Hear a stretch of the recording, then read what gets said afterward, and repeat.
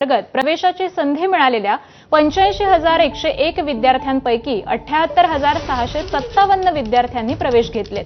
त्यामुळे राज्यभरामध्ये प्रवेश घेतलेल्या विद्यार्थ्यांची संख्या ही 12,78,044 इतकी झाली आहे। मात्र नोंदणी केलेल्या विद्यार्थ्यांपैकी 1,93,703 विद्यार्थी अद्यापही प्रवेशापासून वंचित आहेत। या विद्यार्थ्यांच्या प्रवेशासाठी आता अखेरची प्रवेश फेरी 26 ते 30 ऑगस्ट दरम्यान राबवण्यात येणार आहे। 11वी प्रवेश प्रक्रियेच्या नियमित 4 फेऱ्या त्यानंतर ओपन टू ऑल फेरी या अंतर्गत 2 फेऱ्या ह्या राबवण्यात येणार आहेत। कालिदास संस्कृत विद्यापीठाच्या कुलगुरूंचा रस्ते अपघातामध्ये मृत्यू झालाय। कुलगुरू हेमराम त्रिपाठी आणि त्यांच्या पत्नीचा या रस्ते अपघातामध्ये मृत्यू झालाय। रामटेकच्या कालिदास संस्कृत विश्वविद्यालयाचे ते कुलगुरू होते। उत्तर प्रदेशमध्ये आज पहाटे 6 वाजता त्यांचं अपघाती निधन झालंय। रामटेकवरून उत्तर प्रदेशातील त्यांच्या मूळ गावी जाताना हा अपघात झाला आणि त्यांचा मृत्यू झालाय।